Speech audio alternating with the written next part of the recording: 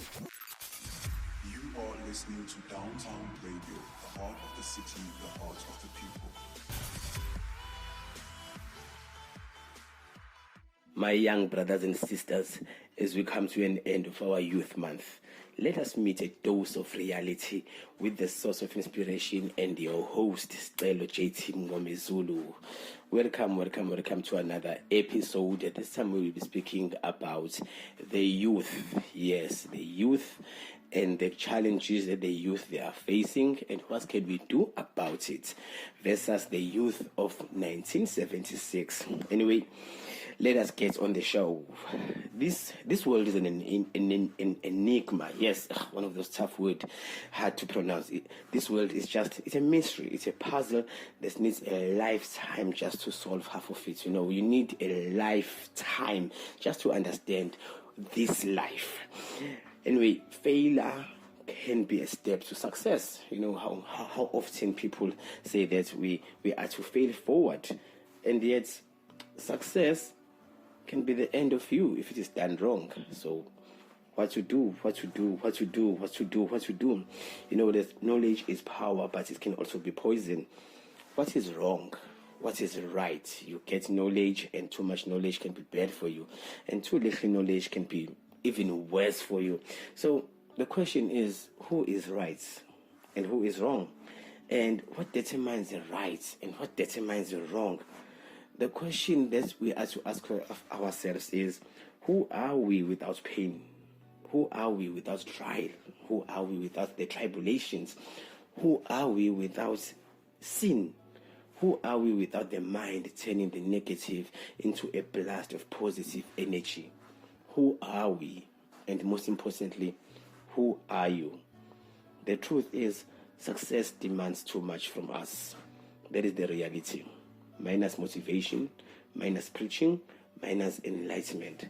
Success demands too much from us.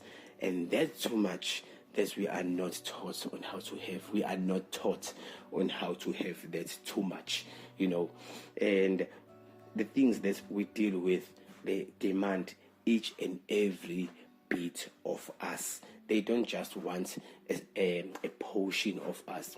Life itself demands 110% of you, and you are only taught on how to harness that 10%, and the 100 is just missing.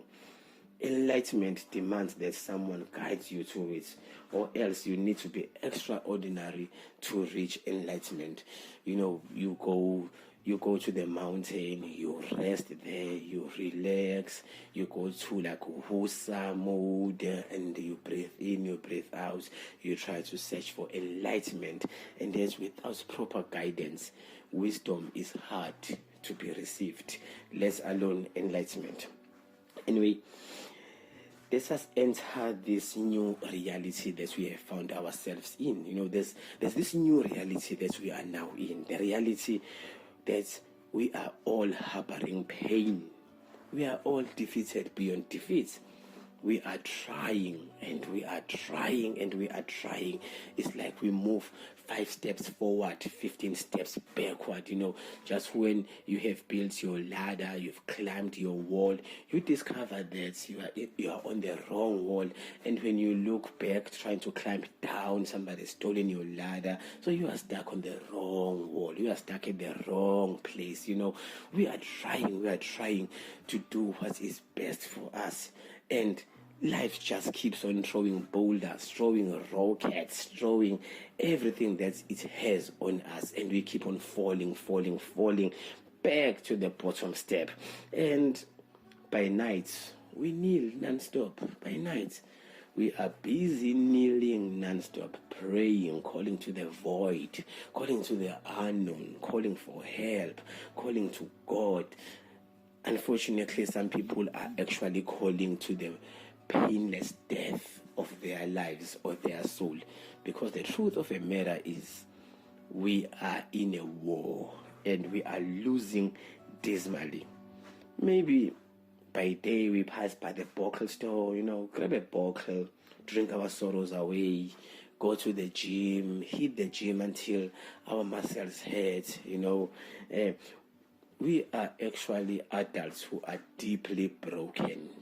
childhood traumas have visited us day in, day out, and we are just harboring them. We are just holding those pains inside us. We are broken. The truth is, we never knew the right youth life. We became fathers before we even became men. And by the time we were men, we didn't know what a man is or is supposed to do. We got prisoned by the slogans, indoda must, and like sheep going for slaughter, we blindly followed. We became husbands while the youth life in us still screamed for attention.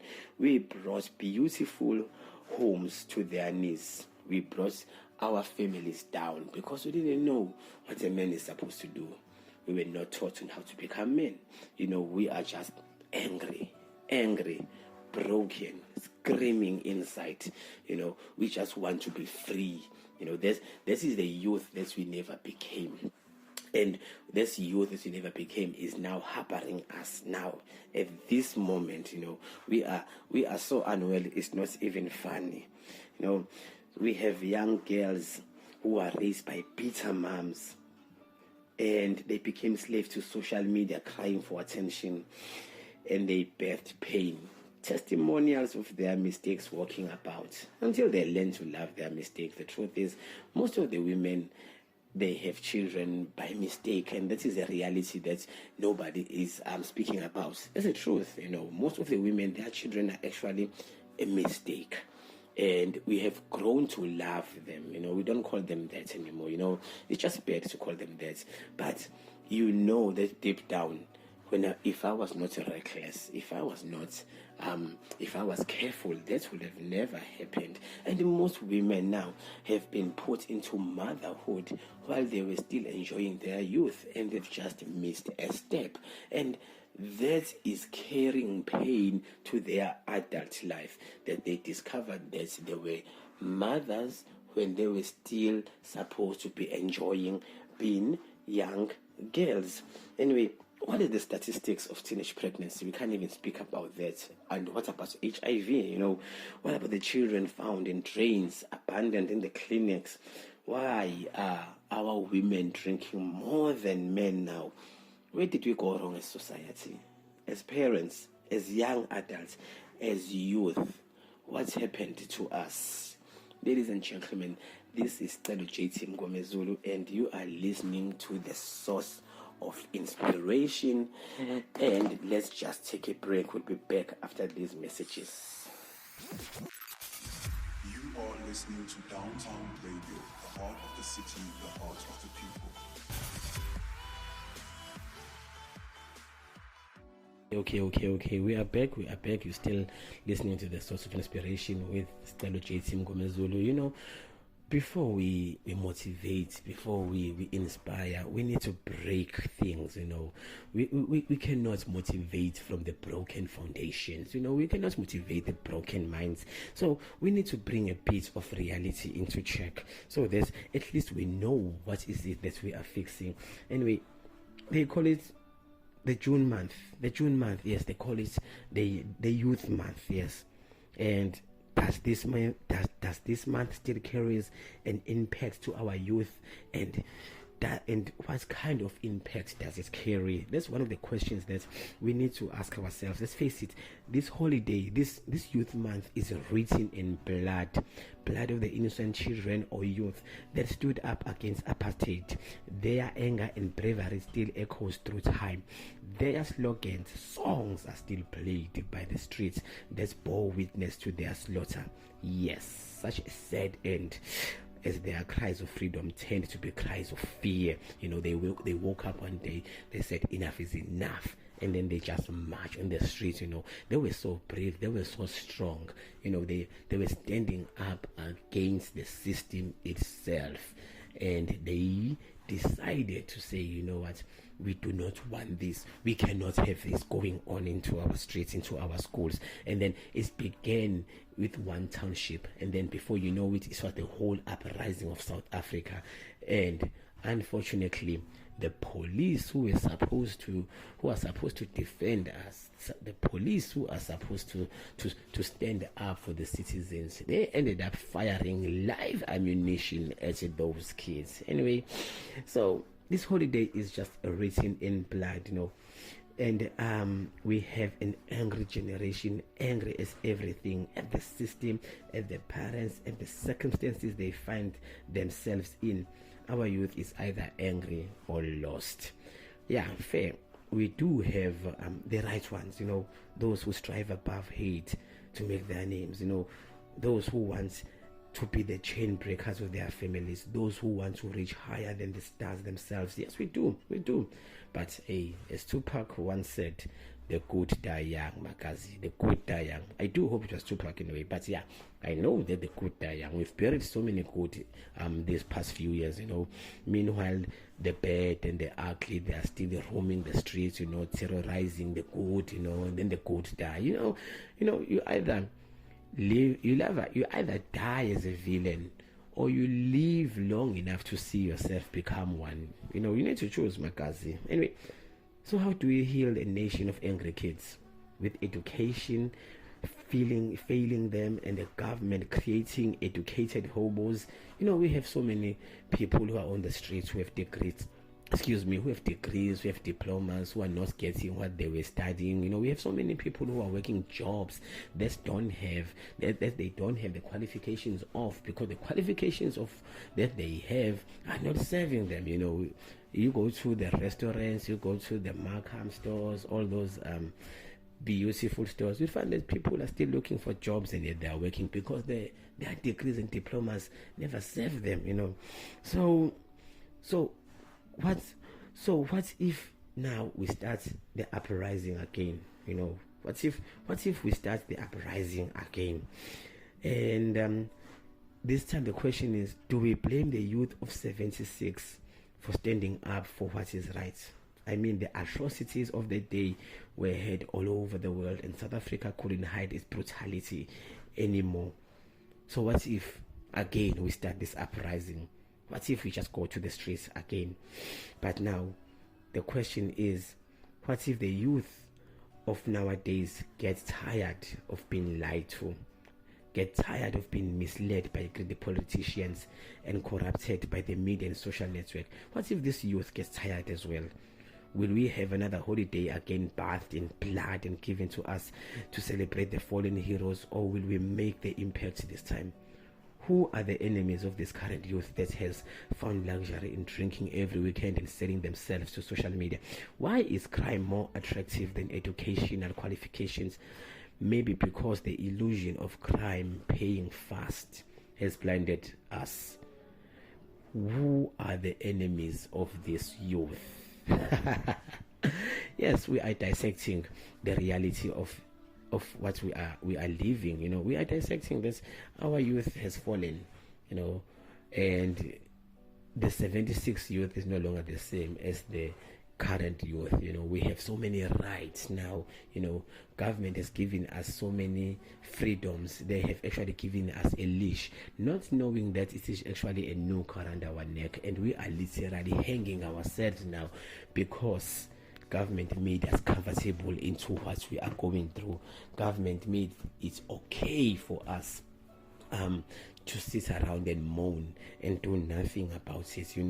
We are no longer oppressed in a way that we can actually see that we are oppressed, because when a man is in chains and then they can feel the chains, they will actually do whatever it takes to break those chains, because those chains are physical.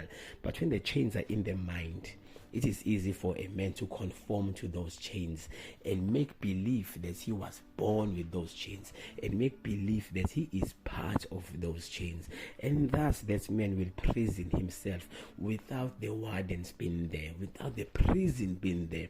And that is what has happened to us. They took the chains from our hands, they took the chains from our ankles, and they took the chains from our waist, and then they put them in the mind. So now they are just looking at us as we continue to neo-colonize ourselves non-stop. Guys, let's go and check some few neighbors, and then we'll be back after this. You are listening to Downtown Radio, the heart of the city, the heart of the people. Right, guys. Alright. Strategy Mngomezulu is with you on the source of inspiration. Okay, let us continue this youth talk of ours. If there's one thing that stands up, is that we are the power we need to escape this rat race.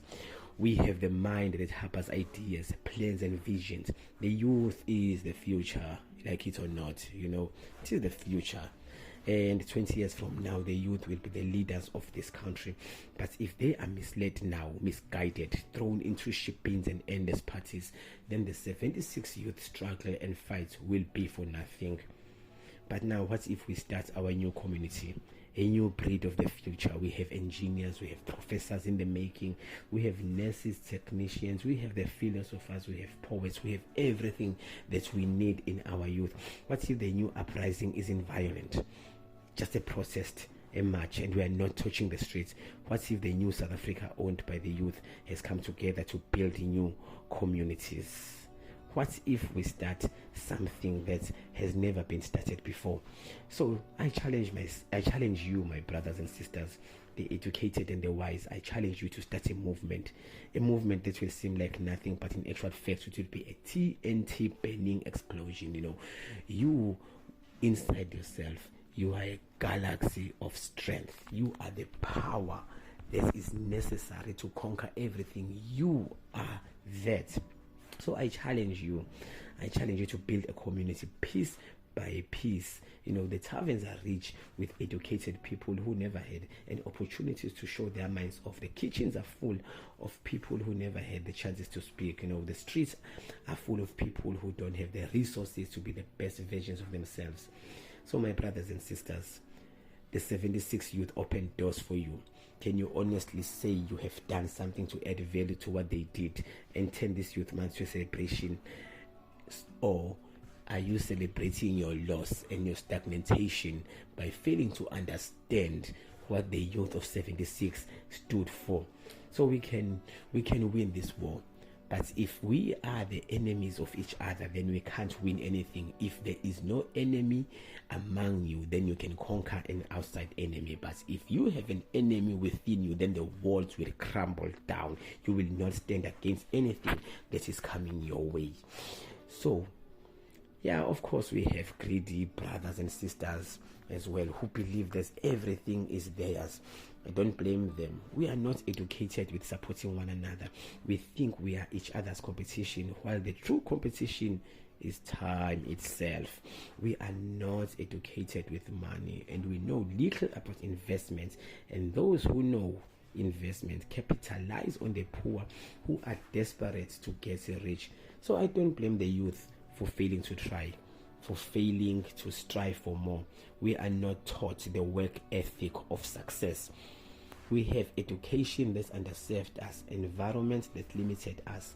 We have the AI that does the thinking for us. Yes, artificial intelligence, Magazi, is now doing more thinking for us than we are doing thinking for ourselves. What's happened when this thing starts thinking that it doesn't need us?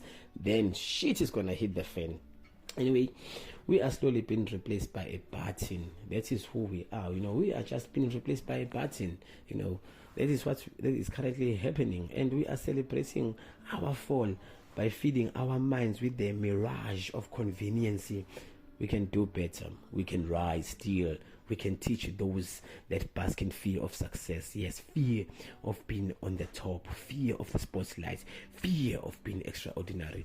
We can teach them to break this shell, emancipate their minds from slavery.